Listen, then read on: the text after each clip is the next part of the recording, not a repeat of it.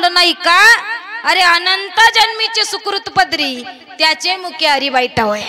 कुणाच्याही मुखाला येणार नाही मायबाप. आणि एक सांगते, ज्याच्या जीवनामध्ये दास्यत्व झालं, ज्याच्या जीवनामध्ये सेवा झाली, भगवान परमात्म्याची, समाजाची, देशाची, एक लक्षात ठेवा, त्याच्या करता जगाचा मालक धावून येतोय. सुंदर उदाहरण सांगते ऐका. विठ्ठल ओ लाखोची माय झाली, अनाथांची माय, लाखो लेकरांची अनाथांची माय, डोक्यावर पदर घेऊन आपल्या भारत देशाची संस्कृती अमेरिकेपर्यंत मिरवून आली. कोण? सिंधुताई सपकाळ. आज ती आई माहीत नाही अशी एकही स्त्री किंवा पुरुष नाही. ऐका माता मौल्य, ज्यावेळी आज माई हयात नाही पण कीर्ती रूपान आज अमर आहे, त्यावेळी ज्यावेळी माई स्वतःची जीवन चरित्र कथा सांगत होत्या, सांगत असताना त्या म्हणायच्या, मी 10-11 वर्षाची होती, आई बापांना लग्न लावून दिलं होतं. 20 वर्षाची झाली, नवऱ्यानं घराच्या बाहेर काढलं. 10-12 दिवसाचं लेकरू होतं कडेवर. घराच्या बाहेर काढलं असेल, नवल नाही. आकाशामध्ये सगळीकडे अंधकार आहे, आकाशामध्ये अंधकार, विजा कडाडतायत, सगळीकडे सोसाट्याचा वारा आहे, घनदाट पाऊस येण्याची प्रचंड स्थिती त्या ठिकाणी निर्माण झाली. आणि एवढ्या भयानक स्थितीमध्ये माझी माय रस्त्यावर आली. गावामध्ये बरेच प्रवासी एसटी मध्ये बसण्याकरता थांबले होते. माय त्या प्रवाशांच्या जवळ गेली, तेवढ्यात नेमकं एसटी आली. सगळे ते कंडक्टर साहेबांना, बाबा सगळ्या प्रवाशांना तिकीट दिलं दादा, सगळ्या प्रवाशांना, पण माईला तिकीट दिलं नाही. का? मळालेली कपडे होती अंगावर, चांगली वस्त्र नव्हती, लेकरू होतं जवळ. त्यांना वाटलंय बाई वेडी आहे आणि प्रवास करायला जाणे एवढे पैसे नसणार तिच्या जवळ, म्हणून सांगितलं, बाई गाडीच्या खाली उतर, तुला तिकीट भेटणार नाही. स्त्री शक्तीचा निर्भीड अवतार होती माता माऊली. हो, गाडीमध्ये चढली माई, बाई गाडीच्या खाली उतर, तुला तिकीट भेटत नसतंय.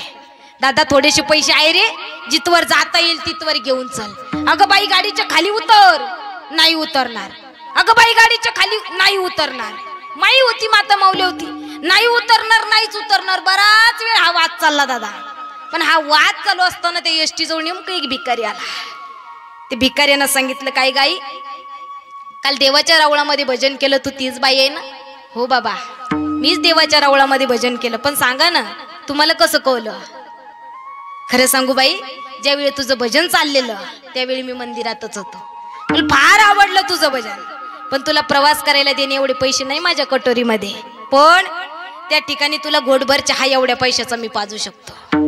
एका भिकाऱ्याचं अंत करून एवढं मोठं असावं, त्या भिकाऱ्याचा घोटभर चहा पिण्याकरता एवढ्या भयानक स्थितीमध्ये माय पुन्हा एसटीच्या खाली उतरली.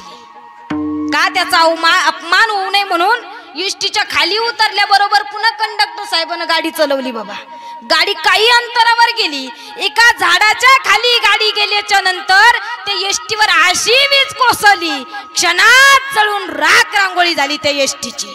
सगळ्या प्रवाशांच्या मध्ये माई सिंधुताई सपकाळी एकटी वाचली. देव राखी दया मारील कोण, देव राखी दया मारील कोण,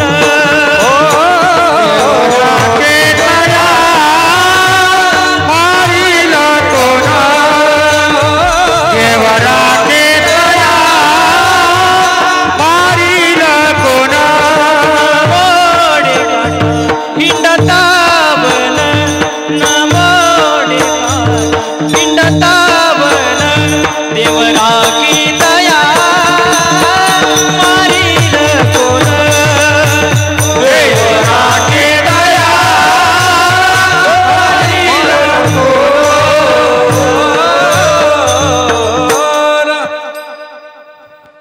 त्या ठिकाणी माईचं प्राण वाचवण्याकरता कोण आलं होतं मायबाप? बोला ना. देव होता मायबाप, भिकारी नव्हता तो. जगाचा मालक माईचं प्राण वाचवण्याकरता आला होता. का?